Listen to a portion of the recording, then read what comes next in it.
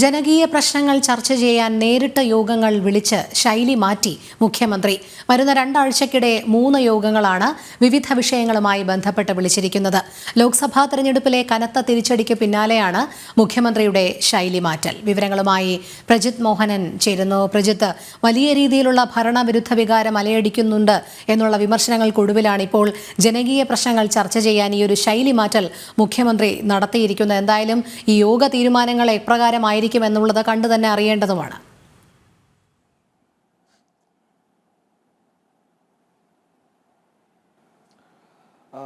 രോഹിണി ഓർക്കുന്നുണ്ടാകും, ഒരിക്കൽ സംസ്ഥാനം വലിയ മഴക്കെടുതിയിൽ നിൽക്കുന്ന സമയത്ത്, വലിയ പ്രശ്നങ്ങൾ നിലനിൽക്കുന്ന സമയത്ത് മുഖ്യമന്ത്രി വിദേശത്ത് നിന്ന് മടങ്ങിയെത്തി ആദ്യ യോഗം വിളിച്ചത് ലോക കേരള സഭയുമായി ബന്ധപ്പെട്ടായിരുന്നു.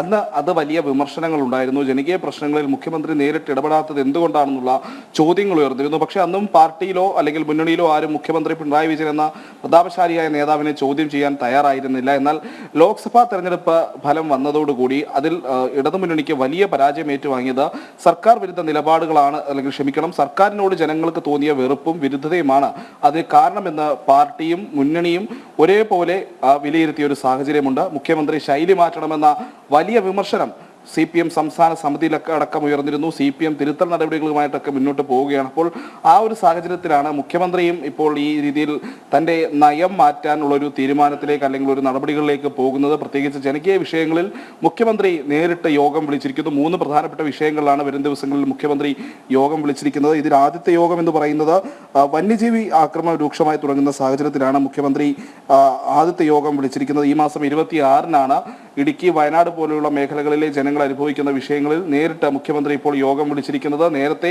വലിയ രീതിയിലുള്ള വിമർശനം ഏറ്റുവാങ്ങിയതാണ്. ഈ പ്രശ്നങ്ങളിൽ ആനയിറങ്ങി ആളുകളൊക്കെ മരിക്കുന്ന സാഹചര്യം ഉണ്ടായിട്ട് പോലും അനങ്ങാതിരുന്ന മുഖ്യമന്ത്രിക്കെതിരെ വലിയ വിമർശനം ഉണ്ടായിരുന്നു. അവിടെ സന്ദർശനം നടത്താത്തതുമായി ബന്ധപ്പെട്ടുള്ള വിമർശനങ്ങൾ ഉയർന്നിരുന്നു. അതിനുശേഷമാണ് ഇപ്പോൾ യോഗം വിളിക്കുന്നത്. മറ്റൊരു യോഗം വിളിക്കുന്നത് കടുത്ത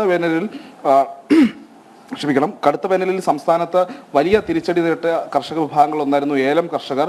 ഏലം കർഷകരുടെ വലിയ രീതിയിലുള്ള വിളനാശം ഉണ്ടായിട്ട് കൂടി ആ വിഷയത്തിൽ മുഖ്യമന്ത്രി ഇടപെട്ടില്ല എന്നുള്ള വിമർശനം വരുന്നിരുന്നു. ഇപ്പോൾ അടുത്ത മാസം 3-നാണ് ഈ വിഷയം ചർച്ച ചെയ്യാൻ മുഖ്യമന്ത്രി നേരിട്ട് യോഗം വിളിച്ചിരിക്കുന്നത്. മറ്റൊന്ന്, സംസ്ഥാനത്തെ റിസോർട്ട് ഹോം സ്റ്റേ മേഖല നേരിടുന്ന പ്രതിസന്ധികൾ, പ്രശ്നങ്ങൾ, അതുമായി ബന്ധപ്പെട്ടുള്ള ഒരു യോഗവും ഏതാണ്ട് അടുത്ത ജൂലൈ 9-ഓടെ മുഖ്യമന്ത്രി ഈ യോഗവും വിളിച്ചിട്ടുണ്ട്. അങ്ങനെ 3 പ്രധാനപ്പെട്ട വിഷയങ്ങളിൽ, 3 ജനകീയ വിഷയങ്ങളിൽ, കൃഷി, അതുപോലെ തന്നെ ഒന്ന് വന്യമൃഗങ്ങളുടെ ശല്യം, മറ്റൊന്ന് ടൂറിസം മേഖലയുമായി ബന്ധപ്പെട്ട 3 പ്രധാനപ്പെട്ട വിഷയങ്ങളിൽ മുഖ്യമന്ത്രി ഇത്തരത്തിൽ യോഗം വിളിച്ചിരിക്കുന്നു. അത് ഈ കഴിഞ്ഞ സംസ്ഥാന സമിതിയിലടക്കം മുഖ്യമന്ത്രി നേരിട്ട വലിയ വിമർശനങ്ങൾ, അത് സർക്കാർ നേരിട്ട വലിയ വിമർശനങ്ങൾ, അതിൻ്റെയൊക്കെ ഒരു പരിണിത ഫലമാണ് എന്ന് പറയേണ്ടി വരും.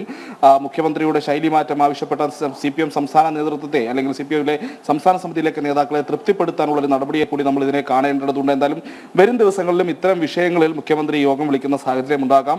മറ്റൊന്നുകൂടി നമ്മൾ എടുത്തു പറയേണ്ടതുണ്ട്. 2 ടേമിൽ അധികാരത്തിലെത്തിയിട്ട് കൂടി പാർട്ടിക്കും അല്ലെങ്കിൽ മുന്നണിക്കും ഒന്നും വഴങ്ങാതെ നിന്നിരുന്ന മുഖ്യമന്ത്രി പിണറായി വിജയൻ പാർട്ടി നേതൃത്വത്തിനോ അല്ലെങ്കിൽ പാർട്ടി സംസ്ഥാന സമിതി അടക്കമുള്ള നിർദ്ദേശങ്ങളോട്, പാർട്ടി ലൈനിനോട് കൂടുതൽ വഴങ്ങിക്കൊണ്ടുള്ള ഒരു പ്രവർത്തന ശൈലിയുമായി മുന്നോട്ട് പോകാനാണ് സാധ്യത.